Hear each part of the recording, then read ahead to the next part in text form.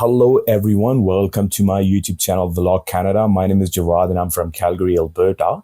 So today's video is all about how you can apply for Canadian citizenship yourself without hiring a representative. Also, we're going to be talking about the eligibility requirements because eligibility criteria is one of the important aspects in your Canadian citizenship application, right? Because if you don't meet the criteria or if you don't understand it correctly and you're submitting the application, and that application could be refused, right? So we'll be going through all the eligibility requirements you need in before you apply for Canadian citizenship. The second thing we'll be discussing in this application is how you can submit your application online using IRCC or CIC online portal, because that's one of the effective and fastest ways to transmit your application to the IRCC or to the CIC. So guys, my Canadian application was approved within 3.5 months. So it took about 14 weeks in total. So I applied in the start of this year and my application was already approved in the month of May. So it took about 3.5 months because I applied for urgent processing of Canadian citizenship application. So I'm also going to be talking about how you can apply for urgent processing application. So there's a criteria to it. As long as you meet that criteria, you're more than welcome to go ahead and apply for it. So guys, make sure you're watching this video from the beginning till the end because I'm going to be talking about the eligibility requirements, how you can apply yourself without hiring a representative using an online IRCC portal. Also, how my application was approved within 3.5 months. That's because I applied for urgent processing of Canadian citizenship application. So make sure you're watching this video till the end. But guys, the other thing I wanted to let you know, I'm not a registered immigration consultant. So whatever the information I'm going to share with you guys, it's based on the information available on Governments of Canada's website. Also based on my personal experience because I'm Canadian citizen, I applied for it myself. I did few applications for my family members as well. So based on my personal experience, I'm going to share all that. And now I'm going to share my screen with you guys. All right, guys, let's talk about the eligibility requirements, how you can apply for Canadian citizenship. Before you actually submit your application with the IRCC, you must meet these criteria, okay? So one of the important requirements is that you must be a permanent resident. You have lived in Canada for 3 years out of the last 5 years. You file your tax if you need to. You provided the proof of your language skills, and you also need to pass a citizenship test. And one of the last requirements is that you need to take the oath in the end, right? So the permanent resident status, there's an exception to it. Basically, if you're not a permanent resident, if you're a temporary resident, if you have a study work permit, it's obvious that you cannot apply for Canadian citizenship, right? Because you need to have that permanent resident status in Canada before you actually submit your application with the IRCC. So that's one of the requirements. The second requirement is that you have lived in Canada or you must have been physically present in Canada for at least 1,095 days, which is equivalent to 3 years. And this is very important, right? So you need to make sure that when you're submitting the application and when you're submitting through the online portal as well, you'll see that link where you can calculate your physical presence, right? So you need to make sure you're using this calculator available on their official website, that you are meeting this criteria. So if the calculator is showing you in 1,094 days, you must wait for another day or two, right? I would say that even if it's telling you it's 1,095 days, just give it another week or two and then apply for it. Okay. So language skills eligibility requirements, right? So when you did your application for permanent residency at that time, when you appear for IELTS or for any other English language testing, right? Those results are still acceptable even if it's expired, like you can see on their website. So you can attach those results along with your application. Also, if you have a spouse or common law partner, you're submitting their application and they don't have any proof of English language testing, right? The other option they can use is basically if they have diploma, transcript, certificate, or if they did like bachelor's or master's or any degree out of Canada, and as long as that degree or education was completed in English, that can also be accepted as a proof of English language. So that's another thing you guys can use. And of course, passing citizenship test is another important aspect or another eligibility requirement. So you need to get at least out of 20 questions, you need to get at least 16 correct. And then the last step is taking the oath of citizenship. And of course, there are prohibitions as well. So for example, if you committed a crime in or outside of Canada, you may not be eligible to become a Canadian citizen for a period of time. So there's more to it. You can go through the requirements here as well, those situations. But guys, now I'm going to talk about how you can apply for citizenship on an urgent basis. So if you want them to process application on an urgent basis, so there is a criteria stated on their official website. And my my personal experience, for some reason, I also had to apply for urgent processing of Canadian citizenship application. And that request was approved, as you can see in the portal, that I applied in the month of Feb, and I was able to get I was able to get my citizenship certificate on May the 19th as I applied for electronic certificate. So my oath was completed on May the 18th, and then I was able to get my citizenship certificate the next day. So it took about 3.5 months in total. So this is actually the criteria. In my situation, actually, I applied for a position within Canada, and that position actually needed Canadian citizenship, right? So I actually send them, I raise a web form. So I send them the request to a web form. I attach the snapshot of that advertisement, the job advertisement. I also send them the snapshot that I applied for this position. And I also attach a cover letter stating or, explaining my situation. So based on that, what I submitted, they responded back within a week, and basically through that web form, I sent in the inquiry, and they were able to approve that. And eventually, I was able to get my citizenship within 3.5 months. So this is actually the criteria. It's mentioned on their website. If under these criteria, you can apply for urgent processing of Canadian citizenship application. If you're looking for a job, applying for a job that needed Canadian citizenship, there are situations when there is chance of losing your job if you don't have a Canadian citizenship. Go to a Canadian school, college, university. So make sure you go through these requirements. And I would encourage you to apply for urgent processing of citizenship application if you meet these criteria, because that can save you a lot of time. Because right now, if you look at their website, the processing time frame is showing as 17 months approximately, right? And it also tells you, if you haven't submitted the application, do this. And if you have already sent in the application, go ahead and raise the web form. All right, guys. So how you can apply for Canadian citizenship using an online portal. So there are only two methods. Either you apply online or you apply through paper mail, right? Or you apply on paper.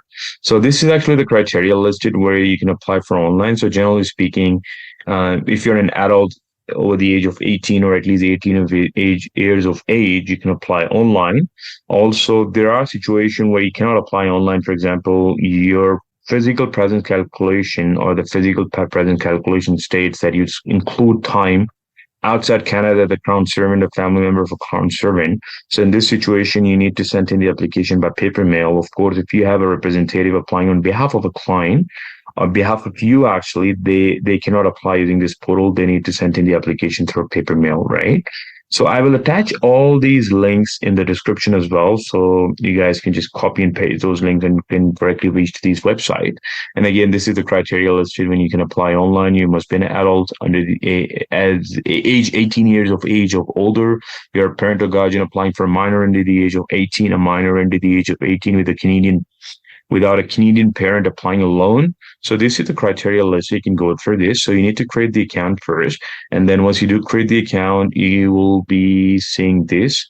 And this is how you're going to be starting the application, right? So I'm just going to show you these demos here really quickly. So we're going to be entering the date of birth. So this is all the fake information I'm entering for now. So we're just trying to create the application here. So the first thing you'll do, you'll create an account, and then you'll basically be creating an application in their portal. And now I have already created the application. Now we're going to start filling the application. So I'm just going to be showing you a demo version, how you can create an application for a single adult. All right, so this is actually how the application portal looks like. Now, for example, in which language you like to receive services. So either you can select English or French. You have special need requiring accommodation. If you do have any special accommodation required if you need, just make sure you go through the help criteria and you say yes or no to that accordingly.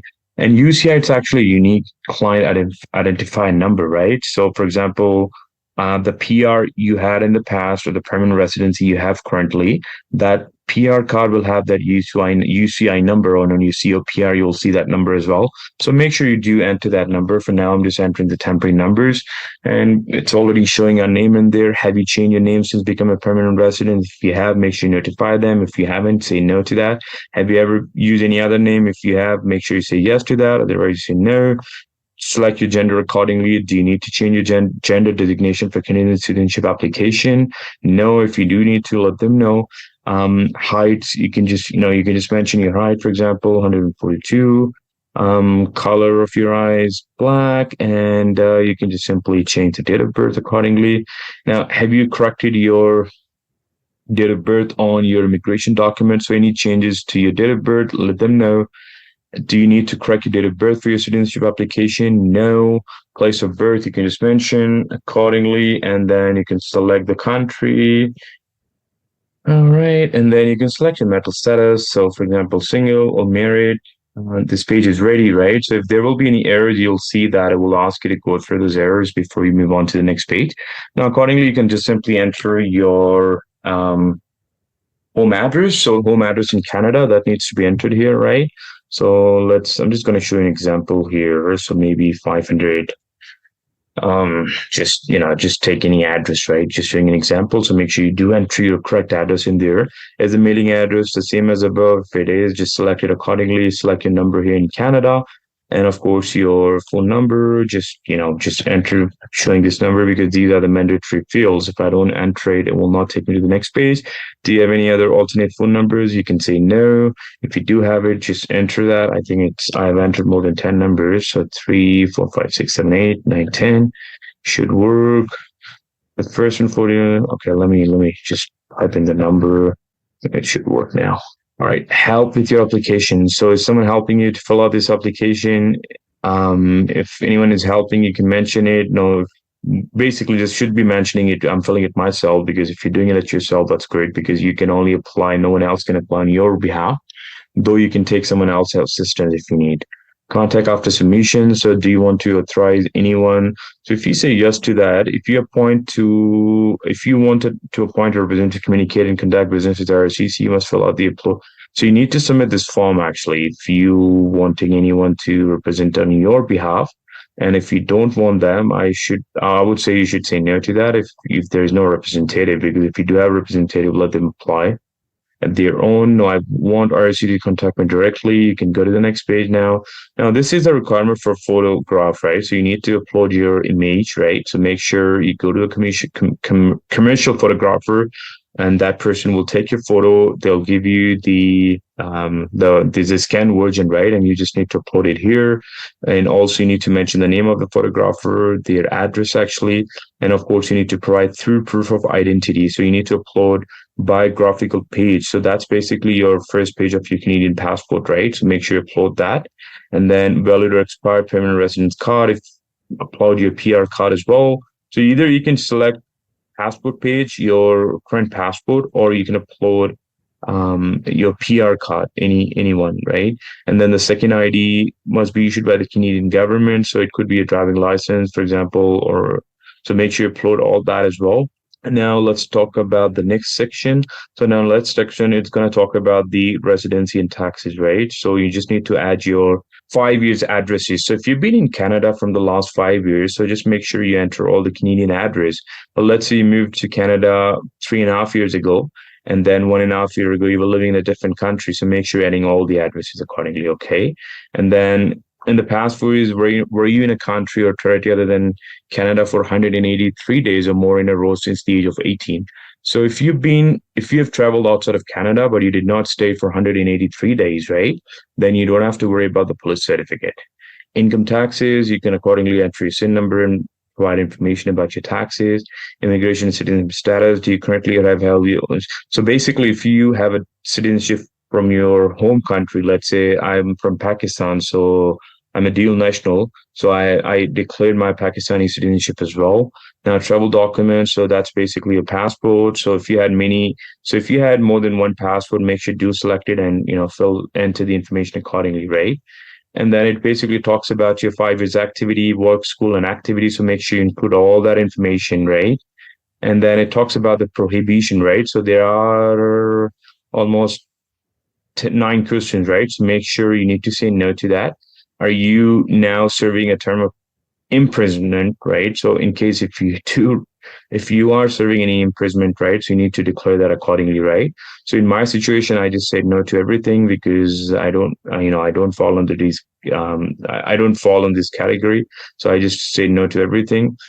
So yeah, once you selected that, make sure you confirm or you provide this attestation. Then basically you will be uploading a proof of language. So like I mentioned earlier, it could be your expired IELTS or if you have a degree in English, make sure you prove that proof. Now, the other thing is the physical presence calculator, right? So during your 5 year eligibility, did you live outside of Canada as a crown servant? You can say no to that. I mean, everyone's situation will be different. If you did live as a crown servant, so make sure you declare that accordingly. During your 5 years eligibility criteria period, did you live outside as a family member of a crown servant? In my situation, it was no. So if in your situation it was no as well, make sure you select that accordingly. Date you became permanent resident. So that is something you can find on your PR card actually. So once you selected all that, now let me enter that just so that I can show you the physical calculator. So let's go. Okay. So during the 5 year eligibility, did you have a valid temporary status? So in my situation, there was no temporary status. In your, like everyone's situation would be different, right? Because accordingly, it will be calculated the days, right? So for example, you studied for 2 years and then you got your PR. So eventually that time period will also be calculated, right? Towards that 3 years eligibility requirements, right? So I said no to that. During a 5 year eligibility, did you have a protected person status? No. Did you spend time serving a sentence? No. Did you have Canada? Did you leave Canada? So for example, I traveled, right? So you need to include any time you left Canada for vacations, for businesses, family matters, schools, or illness. Make sure you say yes to that. And now you need to add these absence, right? So for example, I traveled to Pakistan, and the date I left, so I can just simply mention that, October, so 20, for example, and then I just came back, let's say 2020, December, let's say 5, right? And did you visit more than one country? No, I can just say, okay, so the travel reason was visit a family member, save it, right? And then now let's say calculate my physical presence. So it says, congratulations, you have at least 1,095 days. So you need to select days accordingly, right? And you need at least 1,095 days, right? And in the end, I will just simply be providing my consent to disclose personal information after I acquired Canadian citizenship, right? Congratulatory letter from your member of parliament. So you can just simply provide this attestation. And then if you want them to share your information with national registers of electors as well, you can just simply disclose that as well. You can provide your concern accordingly. And then, yes, so this is a very important option. So I opted for electronic certificate, e-certificate, and I really like the way they issued that certificate within 24 hours. My spouse got that in 48 hours, and I've seen cases where people getting it in 12 to 48 hours, right? So it's really a good way to keep that information secure and confidential. So I would highly recommend, if you want to opt for an electronic certificate, it's the fastest and effective way to get your information right away. Otherwise, if you go with the paper one, you still have to wait for 10-20 days to get that certificate by mail. All right, so these are the optional documents. So if you have any cover letter, anything you're explaining, make sure you do upload that as well. So once you have submitted all the information, you also need to upload like the proof of language. You need to upload, the main thing you'll be uploading, it's the proof of language and your passport photocopies, and of course the IDs like we talked about earlier. So these are the additional these are the documentation you'll be submitting. And now in the end, you will just simply pay the fees. And so basically you will go to this link actually when you try to pay the fee, right? So you go to the link and let it go. It's just taking too long. All right. Okay, come on. So for some reason, this link is taking ages. Now, for some reason, it's not working, guys. So I would say just go to this link. It's pretty straightforward. Follow the instruction. I use Visa, MasterCard to pay the fees, right? Then you will be able to download the slip, and then you can just simply upload that slip up here, right?